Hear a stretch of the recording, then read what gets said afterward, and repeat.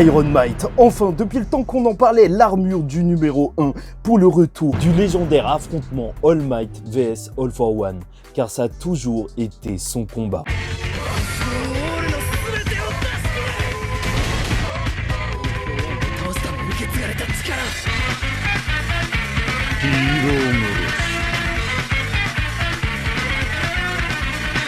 Mesdames et messieurs, ici Chad et on se retrouve aujourd'hui pour la review du chapitre 386 de My Hero Academia. Un chapitre qui marque bien sûr le retour d'All Might. Je suis là, la grande phrase et le titre de ce chapitre qui arrive à la fin de celui-ci. Mais on a beaucoup de choses dont il faut parler, bien sûr, sur All Might, mais aussi sur Shoto et le centre de commandement. Et donc on a cette scène où ils sont en train de tout regarder de loin via les écrans, via les caméras, et donc ils analysent le corps de Dabi alors que la situation est déjà assez désespérée, l'évacuation est bloquée, il n'y a plus aucun renfort de disponible et ça y est, All for One se dirige vers Shigaraki et en plus donc le corps de Dabi est en train d'exploser. Il se prépare, cette énergie thermique est sur le point dans 10 minutes de juste tout détruire dans un rayon de 5 km. Et étrangement, ou peut-être bien heureusement, ou pour le Dabi, bien entendu, alors il se retrouve, peut-être grâce à Skeptic, donc pile à Gunga, donc dans le rayon où il pourrait toucher à la fois Yuei et la forteresse de Shiketsu, l'école où les personnes sont évacuées. Là, ça pourrait faire d'énormes dégâts sur tout le champ de bataille et je trouve ça génial. Un petit peu plus d'enjeu à ce combat, de montrer un petit peu plus d'importance, de lier en fait les différents champs de bataille où là, si Dabi explose, ce n'est pas juste Dabi et les gens qui sont à côté qui sont mal, c'est littéralement tous les héros. Voilà, ça c'est dit, et petit fait assez drôle en fait, hein, parce que j'ai regardé sur les forums et compagnie ce qui se disait, mini polémique, mais qui m'a fait bien rire, c'était des personnes qui trouvaient ça abusé, que la technologie soit assez avancée pour faire un scan du corps de Dabi comme ça, et juste avec des caméras. En vrai, est-ce que c'est si fou que ça? Vu que bien sûr on a vu Stars and Stripes qui avait fait ça pour le corps de Shigaraki avec ses avions, et donc on avait découvert quand est-ce que son corps serait prêt, mais plus que ça même, vraiment, le monde de My Hero Academia, entre nous, il y a des choses qui sont beaucoup plus étranges, oui, largement, même des alters incompréhensibles. Mineta est un mec qui lance des boules de ses cheveux, il lance ses boules, et purée, c'est bizarre à dire en fait.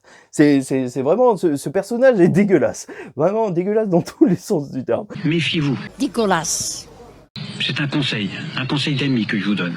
Et donc, ce n'est pas juste Dabi qui est compliqué à gérer, surtout pour un Endeavor qui ne pourra pas utiliser sa technique iconique, sa technique qui a fait de lui le pire père de tous les temps, donc le tabassage, puisque là, s'il frappe Dabi, alors peut-être que Dabi va juste exploser, littéralement, mais en plus de ça, All for One se trouve bientôt dans la zone où il pourra utiliser son alter de téléportation pour atteindre Shigaraki.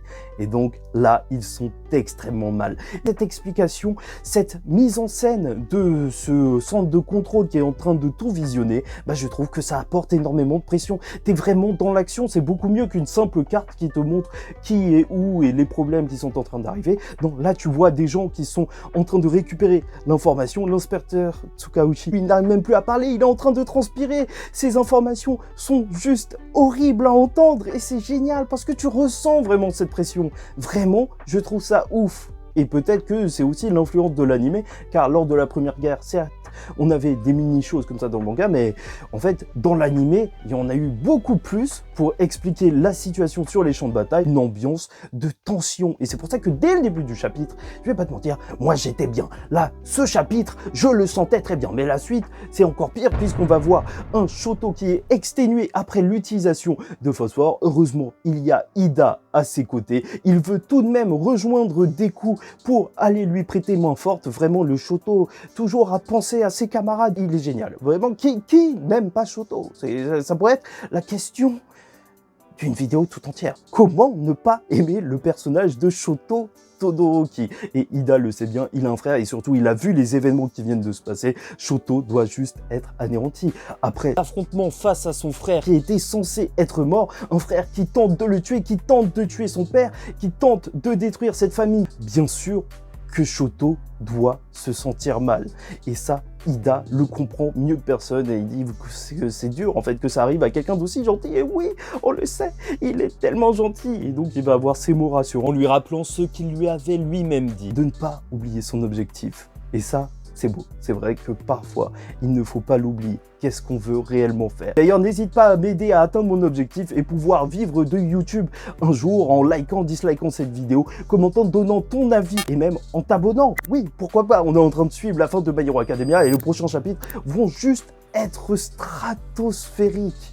Bien entendu.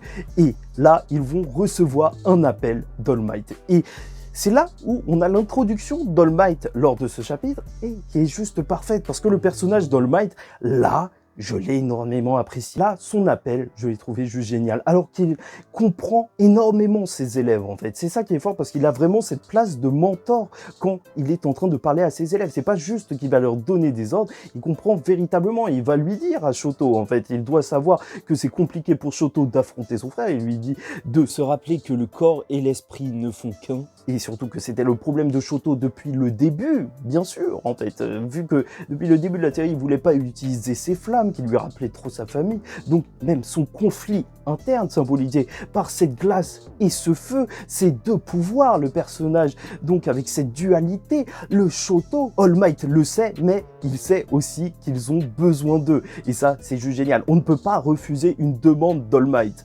surtout quand il sait que Endeavor ne pourra pas gérer ce combat et que seul Shoto peut peut-être refroidir donc les intentions de Dabi et littéralement même refroidir son corps. Et là où c'est encore plus intéressant, c'est que, je vous le rappelle, la famille Todoroki est bloquée lors de son évacuation dans les tunnels. Donc, il pourrait se retrouver pas loin du tout de Dabi. On pourrait les retrouver tous ensemble, la famille Todoroki, face à un Dabi pour le geler, pour contenir ses flammes et en même temps le sauver. Oui, ce serait magnifique. L'écriture de Shoto, à chaque fois, elle est incroyable. La famille Todoroki est surtout un Shoto qui est en train de devenir, non pas le héros numéro 1, mais le héros qui ne pourrait peut-être pas sauver tout le monde, mais sauverait sa famille ainsi Kenji Todoroki. Oui, c'est magnifique. Oui, c'est quelque chose que j'apprécie énormément. Vraiment, la famille Todoroki, meilleure écriture de My Hero Academia, largement. Il confiera aussi, All Might, la mission à Ida de transporter Shoto. Et je vais pas te mentir, au début, je me suis dit que c'était un peu lourd. Ouais, oui, j'ai rigolé. Je me suis dit, bon, bah, ce sera ça le grand rôle d'Ida dans My Hero Academia, être le Uber, donc, de Shoto. C'est un petit peu triste, surtout que, vraiment, il aura eu juste cette fonction, vu qu'il y a eu cette incohérence d'Ida sur ce champ de bataille à Kamino, alors qu'il résiste pas à la chaleur, et il y avait un Dabi qui allait combattre. Vraiment, ça veut dire qu'il a été placé là juste pour ce moment-là, et donc ça fait pas très crédible, en fait. Tout simplement, mais c'est pas grave, parce que Horikoshi est vraiment très fort. Tu vois, là, j'étais en train de rigoler, mais quand j'ai vu la page d'après, voir le Ida, oui, j'ai trouvé ça magnifique. Oui, j'ai eu le frisson épique que je ressens quand je lis My Hero Academia. Et j'aime ça. Purée, juste voir cette phrase d'Ida qui met Shoto sur son dos et qui dit que ses jambes servent à emmener les enfants perdus. C'est trop fort en fait. J'ai tellement de respect pour ces héros qui sauvent les personnes. Vraiment, je trouve ça magnifique. Le personnage d'Ida, là, il m'a fait vibrer. Alors qu'au début, j'étais en train de me moquer de lui. Et bon, c'est vrai que emmener les enfants, ça fait un petit peu pédo. Mais c'est pas grave. Non, c'était vraiment magnifique. Surtout que ça se termine et se conclut par Stain qui voit l'altruisme et reconnaît donc Ida. Et ça, c'est magnifique. Ça y est, la boucle est bouclée. Donc un Stain qui va peut-être évoluer dans sa mentalité en voyant des héros qu'il a failli tuer, donc devenir de bons héros d'après lui. Et c'est sur ça qu'on peut enfin parler d'All Might. Un All Might qui, dès son introduction lors de ce chapitre, m'aura marqué, bien sûr, mais qui fera une dinguerie. Aller à la rencontre d'All for One. Il aura pris sa voiture sans aucun accord de personne, sans aucune permission, sans faire attention, ne serait-ce qu'à sa vie pour aller à la rencontre d'All for One, alors qu'il disait à Shoto qu'un allié puissant allait arriver. Sait-on jamais, peut-être qu'il parlait de Stain, mais dans tous les cas, en tout cas, là, à ce moment précis, c'est bien lui qui va se retrouver face à All for One, et il connaît les risques. c'est ça le pire. Il a eu le rapport de Hawks, le rapport qui dit que ce All for One est bien plus puissant et en plus, il est manœuvré par ses émotions négatives, peut-être à cause du fait qu'il est lié par Shigaraki, mais c'est aussi pour ça que All Might est venu, car il sait que ce combat a toujours été All Might vs All for One depuis le début et il connaît la haine qu'éprouve All for One pour lui. Et là, si on a un jeune All for One qui est dirigé par ses émotions, il ne pensera pas à directement rejoindre Shigaraki, il fera un petit détour pour affronter All Might. Ça, c'est sûr, et pour le tuer, bien entendu. C'est pour ça que peut-être, dans un sens, il a eu raison de venir pour justement pouvoir arrêter All for One. Mais d'ailleurs, je veux juste m'arrêter sur un truc, l'image, elle est juste ultra touchante de voir un Hawks qui est en train de tenir Fumikage. Vraiment, le mec, il a plus d'alter, il est à bout, mais il va voir son élève et il le tient comme ça. C'est vraiment, de base, j'aime pas trop les oiseaux. Enfin, si, j'aime beaucoup les oiseaux, mais là encore plus. C'est vraiment mes persos, quoi. Vraiment, ça, c'est des héros que j'aime, voilà, tout simplement. Bref. C'est super mignon. C'est donc cette conclusion de chapitre qui se retrouve être folle. Ce rappel d'Izuku qui est obligé de t'émouvoir. Bien sûr, un All Might qui repense à lorsqu'Izuku lui avait demandé s'il pouvait devenir un héros alors qu'il n'avait pas d'alter. Ça y est, Toshinori Yagi avait le même problème. Il n'avait pas d'alter. Lui aussi a obtenu le One for All. Il est peut-être temps de le montrer que même sans alter, il peut faire la différence. Que même sans alter, il peut se battre et il peut arrêter All for One dans cette dernière page juste incroyable où il crie à All for One qu'il est là. Je suis là. All Might est de retour.